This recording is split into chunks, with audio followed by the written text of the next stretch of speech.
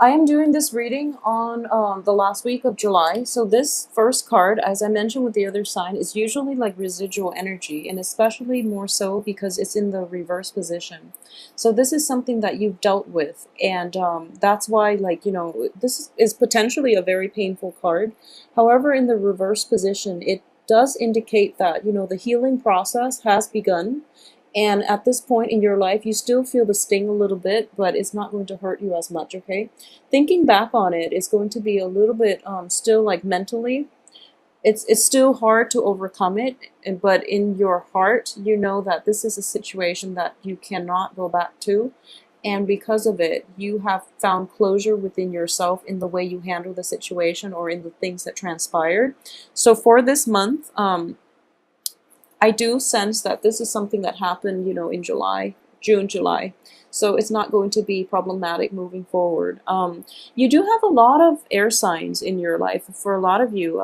So air signs are Gemini, Aquarius, and Libra. And for some reason, I've been seeing it for a few months now. And you're dealing with somebody who's got their guard up and who's just, first of all, it's fire and air. It's a very combustible type of energy. Without air, fire can't really expand. And so it's sort of like the other party feels as if they're doing a lot of the work to maintain the relationship, whereas you feel that you're doing a lot of the work. So it's basically arguing over imbalances within relationships. And at the same time, there are definitely value system or issues regarding family planning, issues regarding like there's a very strong element of family, how to plan for a family, how to like rear a child, differences in like customs in the generational gap in the way people approach motherhood, fatherhood, parenting in general. So there's that element coming into play, coupled with the fertility card in the reverse position. So I do feel that there is definitely a cultural difference or even a values difference regarding what is, like what is the right gender role, how to be a good mother, how to be a good father, what is expected of, specific gender roles. So this is a very family oriented type of spread. And at the heart of it, we have like the silver lining here, in which, both sides love one another tremendously. Okay, so whoever it is that you're dealing with, rest assured that, there's a lot of love coming from you. There's a lot of from you to them. There's a lot of love coming from them to you. But being able to see eye to eye with one another, that's the hard part. And that's something that is going to require a major shifts and major compromises from one party or the other. So something is coming in here regarding child rearing, regarding like family practices, family planning, even, or lack thereof. There might be like unexpected pregnancies for a lot of you, or somebody in your family might be a little bit too young and they're not able to raise a child on their own. So everyone is like chipping in and talking about, maybe she or telling, giving their opinion about what this person should do with their body. And, they're doing it from a place of love, but I do feel that it's none of their business, and ultimately it should be left up to, this person and his or her partner to decide what it is they want to do with that situation, okay? So aside from that, I do feel that this is an ongoing debate. It happened in the past, and you've agreed to disagree, or at least you've come to a compromise. But then for this month is coming back in, is rearing its head again, and a big discussion needs to be had. So what I'm sensing here is, don't be alarmed by the tower, because I do feel that you're going to be in a good place. So this is more than anything because of the sword energy, is which indicates communication, ideas, and even, it's a king energy, so it does indicate compromises in a belief that you hold true, and or somebody is compromising, somebody is starting to come along, and I do feel that someone is making a great compromise, a great sacrifice in order to appease you. Because I do see the king and the queen energy here is, somebody who is holding their ground. They're not budging, and at this point, they're kind of like laying down the law, or they're at least stating up front what it is that, they want. So the King of Wands and the Queen of Wands are representative of you. Okay, so you're kind of like sitting back, and you have already established your boundaries with other people. You have already told them what it is that you need and want out of this interpersonal relationship.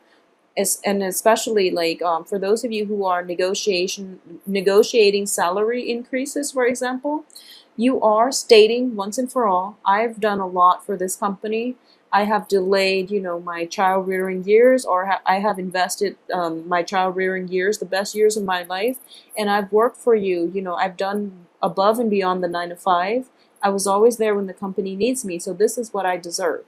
And when you're able to put your foot down, that's when the other team will realize that, the other side will realize, like, this is it. This is the deal breaker type of month in which, they need to decide if they're willing to accept your terms or to proceed without you. And I do feel that a lot of you, they are going to meet you halfway, okay? Because you're sitting in a very firm position right here. And more than anything, in the upright position indicates to me, in general, that whatever it is that you're demanding, you're not overstepping your boundaries. It's not like you're demanding the world of somebody who can't deliver. You are within your rights to demand these things because you deserve these things. So it's not like you're even taking advantage of a situation in which a company or a lover really needs you. You are stating up front what it is minimally that you deserve and that you need in order to progress forward.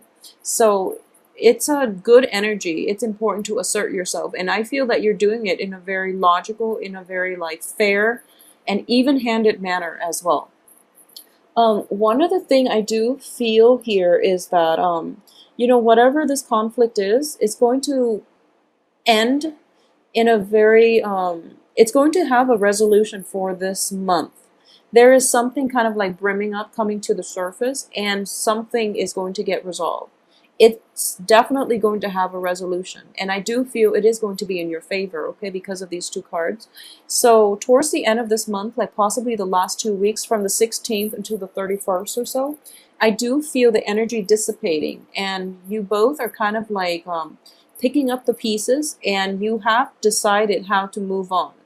But in the process of moving on, you're kind of like testing the water a little bit, and you're trying to like sit back to see if the other party is willing to, I guess, put words to action. So they might have promised you, I'm going to give you a salary increase starting now. I'm going to give you a personal assistant. And then you're waiting, you're assessing, exactly when that's going to come into the picture. Or if it's your relationship partner, and you both have agreed that, oh, I don't want kids, and this is something I don't want, or I do want kids, and the partner is not seeing eye to eye with you on that, I do feel there is going to be a moment of truce coming through in which you both can at least figure out what it is that you want to do so that you can like unblock this stalemate and move on. And you're kind of sitting back and waiting for them to come through with concrete actions, okay? And how it plays out, I do feel, is kind of like to be determined. But I do feel in general it is going to be in your favor because, like I said, you're kind of sitting pretty here. And I do sense as well, if this is a complaint of your partner, okay, this is for a very specific group of Aries, male or female. If your partner has been complaining about, lack of contribution from your end, and whatever sign your partner might be, if there is a partner in your midst that has constantly complained about lack of contribution from your end, and I pulled out these cards to qualify what the Tower refers to, I do feel that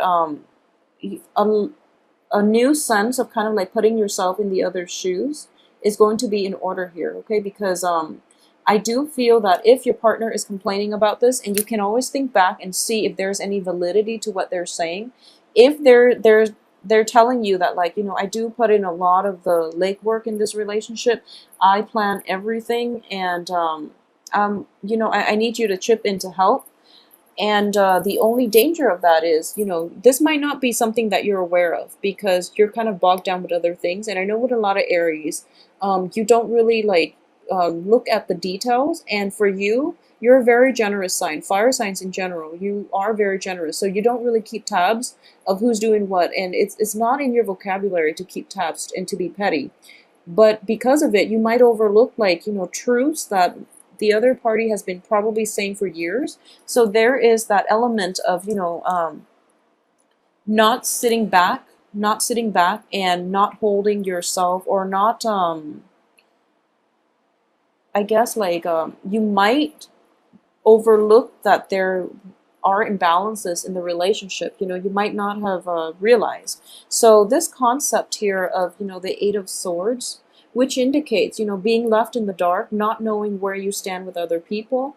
And this energy in a situation where your past relationship partner has complained that you're not putting in the work, I do feel for that small minority of you. This is something that is like coming out of the left field, and you have to really take some time to mold it over and, rehash the past and see how, if there's any validity to what they're saying. And I do feel that is going to be something that allows you to navigate this situation, okay? Because these two cards relate to what the Tower refers to. So it's something that you're not aware of, something coming into the picture that you're not aware of that could be problematic, but once made aware of it, you are going to be able to change the way you approach this situation, you approach this partner. And there is at least going to be communication regarding, how you can fix things, or how you can bring, I guess, like, balance the scale, especially if it's give or take, okay? Like, who's doing what in the relationship, who's doing all the legwork, who's contributing what. And those things don't really matter in the grand scheme of things when you're in love, but they do cause a lot of resentment in long-term established relationships between people. People, it sense imbalances very, very acutely. And there's always, like, overt or covert ways to rectify these imbalances, and people don't always operate at their best when they try to correct them. So it's important to just have a discussion, but having that channel of communication open is going to be vital more than anything. So I do feel a little bit of a carefree energy about you for this month. And I do feel that, especially on the work front, things are actually going really well in terms of financial payout. In terms of, like, overindulgence and possibly procrastinating until the very last minute, that's one other thing I want to warn you about, because what I'm sensing here is just, a lot of socializing, a lot of fun, a lot of like good tidings coming through. It's like the only phrase that I can think of. So you're kind of like floating in the clouds, and you're feeling quite good, actually. And a lot of you might be dating an air sign, okay? Like an Aquarius, a Gemini, or a Libra.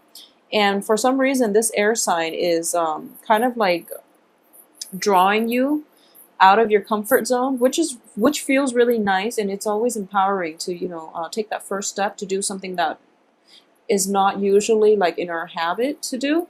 So you're feeling quite good at this point, and because of it, I guess like real world responsibilities are kind of like cast aside, okay? And then what happens is towards the end of the month, you're looking back and you have all these things that you need to catch up on, and time is limited. So that's the other danger I want to warn you about, okay? But aside from that, I do feel that it is going to be a really nice month.